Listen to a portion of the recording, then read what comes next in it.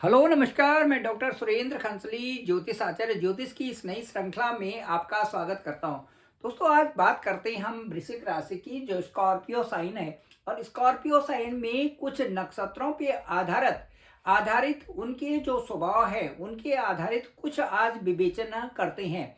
चलिए वृश्चिक राशि की शुरुआत करते हैं। और वृश्चिक राशि में मैं ये कहूँगा सबसे पहले कि ये काल पुरुष की कुंडली के अनुसार जो अष्टम भाव को दिखाता है, जो पूरे 12 भाव में से अष्टम भाव को दिखाता है।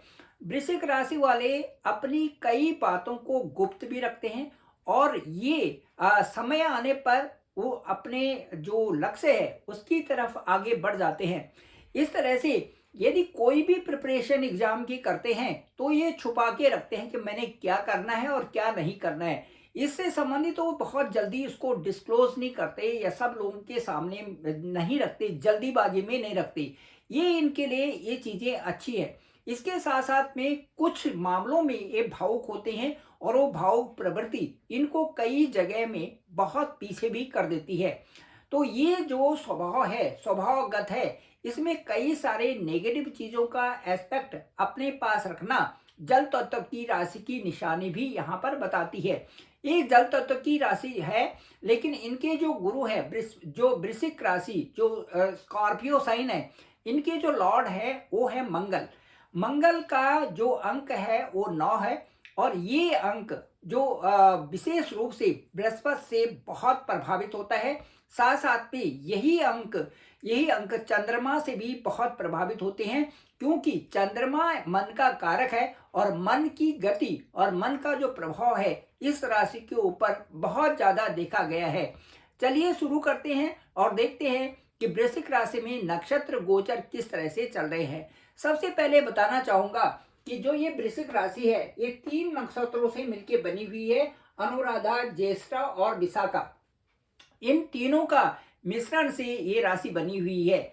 अनुराधा, ज्येष्ठा और विशाखा, ये 9 चरण इस राशि के लिए बहुत महत्वपूर्ण है। अब देखना ये है कि जो वृश्चिक राशि है उसे दूसरे भाव में यहाँ पर बुध का गोचर है और बुध यहाँ पर बृहस्पति की राशि में है, गुरु की ही राशि में यहाँ पर बुध है। बुध विवेक देते हैं, बुध ज्ञान देते हैं और जो जिनके घर में है वो खुद ही ज्ञान के पुजारी हैं। यहाँ पर बृहस्पति के घर में बुध का होना और वो भी पूर्वाषाढ़ा नक्षत्र में होना बहुत ही सुंदरतम इस समय का गोचर दिखा रहा है। ये ठीक जो है ये 24 जनवरी को बुध इस स्थान से सेकेंड हाउस से थर्ड हाउस में चले जाते हैं और वहां पर जाकर के जो 24 जैन है उसके साथ साथ में शनि के साथ में वहां पर उनकी गुपचुप होगी। वहां पर जो ये गोष्ठी होगी ये बहुत अति महत्वपूर्ण है, क्योंकि जो ये स्थान है ये वृश्चिक राशि के लिए ये पराक्रम का स्थान होगा। वृश्चिक लग्न, वृश्चिक राशि या वृश्चिक चंद्रमा से ये हम इस समय कैलकुलेशन कर रहे हैं। ये जो इस समय विवेचन है, ये जो इस समय विवरण है, ये वृश्चिक राशि वालों के लिए या वृश्चिक लग्न वालों के लिए या जिनका चंद्रमा वृश्चिक राशि में है वो सभी इस चीज को इससे लाभान्वित हो सकते हैं। अब जो थर्ड हाउस यहाँ पर है, यहाँ पर सूर्य का गोचर है। सूर्य यहाँ पर मकर संक्रांति को यहाँ पर मकर राशि में आ गए हैं, जो कि आपकी राशि से तीसरी राशि है। यहाँ पर बहुत सुंदर ये है कि 24 जैन के बाद यहाँ पर सूर्य बुधादि योग बनेगा, जो कि बहुत महत्वपूर्ण आप सबके लिए है, जितने भी वृश्चिक राशि के लोग हैं। इस समय का जो समय है ये आपके लिए काफी नई नई चीजों को लाएगा। उस समय नया स्किल, नई कम्युनिकेशन और आपका जो कार्य है वो सारे सिद्ध होने के ही समय इस समय बना हुआ है। जो भी आप कार्य करते हैं उसमें आपकी स्किल झलकेगी। उसके साथ साथ में आपके मेथड्स ऑफ प्लानिंग, ये सारी चीजें आपके बहुत सुंदर ढंग से इसमें दिखाई देंगी। कलात्मक रूप से एक नई क्रिएटिविटी आपके अंदर रहेगी, क्योंकि ये बुध का और सूर्य का प्रभाव होगा। दूसरा, आपकी जो डिसिप्लिन है उसको बखूबी देखा जा सकता है और डिसिप्लिन होने के नाते आप कार्यों को अच्छी तरह से पूर्ण करने में समर्थ भी हो रहे हैं।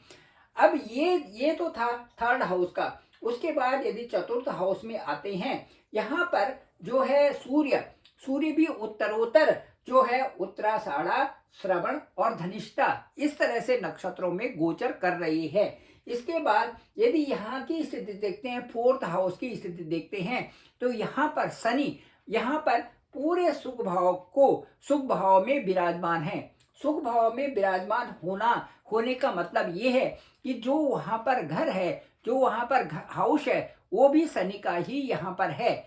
फोर्थ हाउस वैसे कालपुरुष की कुंडली में सुख भाव माना जाता है। सुख भाव इसलिए कि वो मन से भी संबंधित है, वो माता से भी संबंधित है, वो हमारे धन, वैभव और कई प्रकार के भौतिक सुखों से समृद्ध स्थान है। यहाँ पर कालपुरुष की कुंडली के अनुसार भी और इस समय शनि के गोचर के अनुसार भी इस समय सुखों की ही वर्षा यहाँ पर दिख रही है। वो कैसे? वो इसलिए कि जो स्थान बनाया गया है वो अपना ही है, वो शनि का ही घर है। दोस्तों, जैसे हम अपने गांव का उदाहरण देते हैं कि कई गांव ऐसे हैं, उत्तराखंड की ही यदि परिभाषा दें तो उत्तराखंड में कई जो पुराने गांव हैं जहां पर कम से कम 150, 200, 500 परिवार रहते थे। आज वहां पर जाकर के ऐसा लगता है कि वहां पर परिवारों की संख्या घट करके वहां के जो रेजिडेंट्स हैं वो बहुत कम वहां पर रह गए हैं। यहाँ के 150 परिवार के गांव में अब बहुत मुश्किल से 5, 6 या 10 परिवार ही वहां पर दिखाई देते हैं। इस तरह से कहने का मतलब ये है, जो पुरानी सभ्यता के अंतर्गत जहां पर आपका अपना स्थान था वो स्थान छोड़ दिया तो वहां पर वो रिक्त स्थान बनते जा रहे हैं। इसी तरह से यहाँ पर चतुर्थ भाव में जो स्थान है, यदि आपका अपना घर है, यदि वहां पर गांव में भी आपने उसको मेंटेन करके रखा हुआ है, यदि अपना घर है तो वहां पर जाने में आपकी सुख सुविधाएं भी हैं और उस प्रकृति का भी और उस गांव का भी अभी आनंद ले रहे हैं। लेकिन वो लोग जिन्होंने 2-2 पीढ़ी तक छोड़ दिया है उनके लिए वहां पर गांव नगर नहीं रह गया है। यदि वहां पर वो जाते हैं तो उस भाव का और उस स्थान का उन्हें सुख नहीं मिल सकता। इसीलिए मैं ये कह रहा हूं कि जो शनि का यह स्थान है, यहाँ शनि का अपना घर है। शनि यहाँ पर गोचर में चतुर्थ हाउस में आए हुए हैं। अपने घर में प्रवेश करना का कुछ आनंद ही कुछ और होता है। वो लोग जिन्होंने पहाड़ में अभी मेंटेन करके अपने घर रखे हुए हैं, नए घर बना दिए, पुराने घर के सामने नया घर बना दिया, उसका मतलब ये है कि उस घर में जब वो प्रवेश करते हैं तो उनको वहां पर वही अनुभूति होती है कि जो कि पिछले 50 साल, पिछले 60 साल में हुई थी, वही अभी भी अनुभूति होती है। लेकिन जो वहां पर रिक्त घर हैं, वहां पर केवल जाना और आने का मतलब ये है कि वो अनुभूतियां सब धीरे धीरे करके विलुप्त हो जा रही हैं। यहाँ पर शनि का अपना ही घर है। गोचर करके जब 30 साल में शनि यहाँ पर आ रखे हैं तो 30 साल के बाद शनि का यहाँ पर आने का वही अनुभव है जो कि 30 साल पहले आपकी कुंडली में था। यदि इस समय आप 35-40 साल के हैं तो 30 साल पहले की स्थिति आप समझ लीजिए कि 30 साल पहले जब शनि वहां पर थे उस समय आपकी खुशियां क्या थी। तो अब भी वही जागृत खुशियां आपको दिखाई देंगी, वही अनुभूति आपको अब भी होगी, क्योंकि शनि का अपना ही घर है। कहा जाता है कि कोई भी ग्रह जब किसी भी स्थान में जाता है, यदि वहां पर स्वग्रही है तो स्वग्रही होने से उस राशि के 50% मार्क्स वैसे ही मिल जाते हैं। 50% जो है स्वराशि में आने से ग्रह को मिल जाते हैं। यदि ग्रह उच्च का है तो 100%, यदि मूल त्रिकोण का है तो 75%, यदि स्वग्रही का है तो 50%, मित्र राशि में है तो 25% और सम राशि में है तो 12.5%।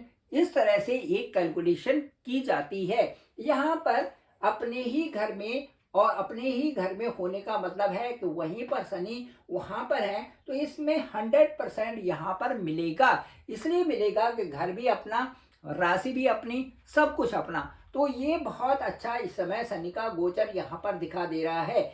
शनि पूर्वा भाद्रपद नक्षत्र में गोचर कर रहे हैं जो कि बहुत ही सुंदरतम इस समय गुरु का नक्षत्र है। इसी नक्षत्र में यहाँ पर शुक्र भी आ गए हैं। शुक्र 28 दिसंबर से यहाँ पर आए हुए हैं। शुक्र भी यहाँ पर आना शनि के साथ में एक मजबूत स्थिति यहाँ पर शुक्र के साथ में शनि की बनना है, क्योंकि दोनों मित्र राशि हैं। अब मैं बताना चाहूंगा कि शुक्र भी और शनि भी दोनों ही पूर्वा भाद्रपद नक्षत्र में यहाँ पर हैं, मजबूती से इस सुख स्थान को बनाए हुए हैं। शुक्र की भी मजबूत स्थिति है और शनि की भी मजबूत स्थिति है। यहाँ पर शनि का यहाँ पर रहना आपके लिए सुखद है, कई कारणों से अच्छा है। ये डिपेंड करता है कि आपकी दशा अंतर्दशा भी अच्छी हो, ये डिपेंड करता है कि आपकी 6, 8, 12 की दशा न हो, ये डिपेंड करता है कि आपका शनि 6, 8, 12 में न हो। इस कई कारणों से वो वहाँ पर जो दशा और अंतर्दशा होती है उनमें विलंब होने का डर लगा रहता है, कार्यों में विलंब होने का डर लगा रहता है। ज्योतिषीय आधार के अनुसार ये स्थान किसी न किसी तरह से अपना प्रभाव जरूर छोड़ते हैं। यहाँ पर इस समय शनि और शुक्र का गोचर आपके लिए लाभदायक है। चलिए अब बात करते हैं इस स्थान की। यहाँ पर गुरु आपके 7th हाउस में जो आपकी राशि है उससे ठीक जो है 7th भाव में गुरु यहाँ पर गोचर कर रहे हैं। गुरु का ठीक आपकी राशि से 7th हाउस में गोचर करना और यहाँ पर रोहिणी नक्षत्र में होना, यहाँ पर 10 अप्रैल तक रहना आपके लिए बहुत खूबसूरत है। इसलिए खूबसूरत है कि रोहिणी नक्षत्र में गुरु का यहाँ पर रहना आपके लिए कई कारणों से सौहार्दपूर्ण है, कई कारणों से यहाँ पर आपकी प्रेमता को जगा रहा है, आपके प्रेम को जगा रहा है, क्योंकि ये स्थान आपका वैवाहिक स्थान है। यदि इस स्थान से हम पंचम स्थान को भी देखते हैं, यहाँ से यदि पंचम स्थान का भी कैलकुलेशन करते हैं तो हमें ये दिखाई देता है कि पंचम जो स्थान जो हाउस है वो भी गुरु का अपना ही घर है। गुरु का अपना घर का मतलब है ये मीन राशि है और ये मीन राशि के जो लॉर्ड हैं वो भी गुरु ही हैं। पाइसेस साइन के जो लॉर्ड हैं वो भी जुपिटर है। जुपिटर ठीक 7th हाउस में यहाँ पर बैठे हुए हैं। इसका सीधा सीधा मतलब है कि जो लोग प्रेम प्रसंग में हैं, जो जिनकी शादी नहीं हुई है, जो शादी करना चाहते हैं, जो एक अच्छे रिश्ते में हैं, उनकी शादी का समय आ चुका है। इस साल में जो 2025 है इसमें इनकी शादी जरूर होगी। साथ साथ में उनके अपने आपस में जो व्यवहार जो प्रेम होगा वो भी सौहार्दपूर्ण होगा। ये सबसे अच्छी बड़ी बात है। दूसरा यहाँ पर जो वैवाहिक स्थान है, क्योंकि यहाँ पर गुरु अब जो रोहिणी नक्षत्र में हैं, मुझे ऐसा लगता है कि इस स्थान से संबंधित जो व्यापार है, इस स्थान से संबंधित जो आपका वैवाहिक जीवन है ये बहुत अच्छा रहने वाला है।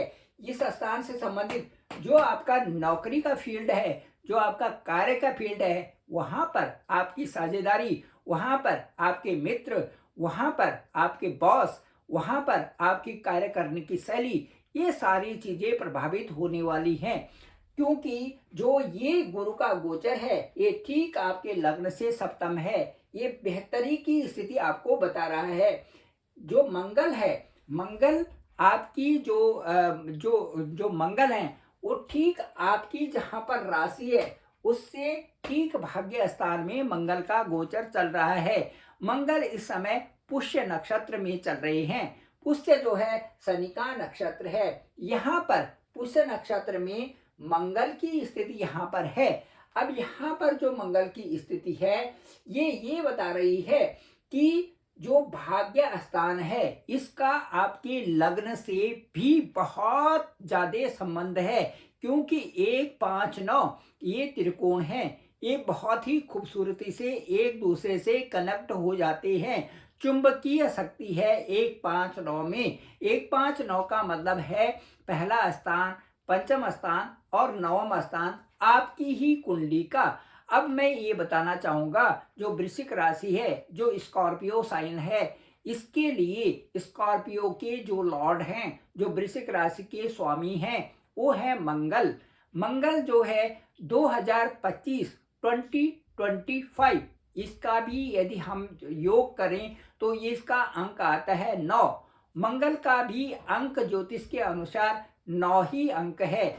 अब जो मंगल है वो आपकी वृश्चिक राशि से ठीक भाग्य स्थान में है। वृश्चिक राशि का अंक 8 है और यहाँ पर वृश्चिक राशि जो है 8वीं राशि है, लेकिन ज्योतिष जो अंक ज्योतिष के अनुसार वृश्चिक राशि का मंगल का जो अंक है वो 9 है और 2025 भी 9 है। अब ये जो यहाँ जहाँ पर ये मंगल बैठे हुए हैं वो भी आपके हिसाब से 9th हाउस में ही बैठे हुए हैं। ये बड़ी अच्छी परिकल्पना आपके लिए बन रही है। ये विशेष रूप से इसका प्रभाव आपके ऊपर पड़ रहा है। ये प्रभाव जो है, जो भाग्य स्थान है, भाग्य स्थान के लिए मंगल जो आपकी राशि के स्वामी, ये बहुत अच्छे प्रभाव के साथ में यहाँ पर दिखा रहे हैं। मुझे लगता है कि ये जो परिस्थिति है, ये जो स्थिति है, एक विशेष रूप से आपके लिए 2025 में एक पुष्ट वातावरण बना करके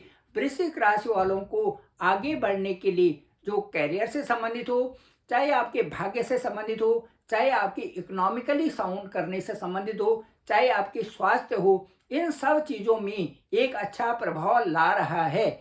आप सभी से मेरा अनुरोध है कि ऐसे ग्रह गोचर को देखते हुए आपको खुश रहते हुए अपने में प्रफुल्लित होना चाहिए और कार्यों की गति को और बढ़ाना चाहिए। पुष्ट करके रहें, अच्छे रहें और अच्छी दिशा में आगे बढ़ें ताकि आपको 2025 का एक उदाहरण बनके आपके जीवन में बहुत सारी खुशियां आए। Thank you very much. मैं डॉक्टर सुरेंद्र खंसली, ज्योतिष आचार्य। डिस्क्रिप्शन पे मेरा नंबर है 9868280191। आप डायरेक्ट मुझे कॉल कर सकते हैं। आपकी कुंडली को भी देखेंगे कि आपका लग्न क्या है, ये जरूर देखेंगे कि आपके ग्रह कहाँ कहाँ पर है, दशा भी देखेंगे कि कौन सी दशा इस समय चल रही है और उन दशा के मुताबिक ये बताएंगे कि वृश्चिक राशि के अनुसार आप कहाँ पर स्टैंड कर रहे हैं और जो 2025 है आपके लिए बहुत नवीनतम जो चीज़ें ला रहा है, नवीनतम जो आपके जो खुशियाँ ला रहा है, उन सब की विवेचना करके एक पुष्ट वार्ता आप तक ओवर फोन में आपसे करेंगे। आपका फ़ोन मैं खुद पिक करूंगा और आपकी कॉल के अनुसार आपके साथ में संपूर्ण वार्ता होगी, आपकी कुंडली का पूरा विश्लेषण किया जाएगा।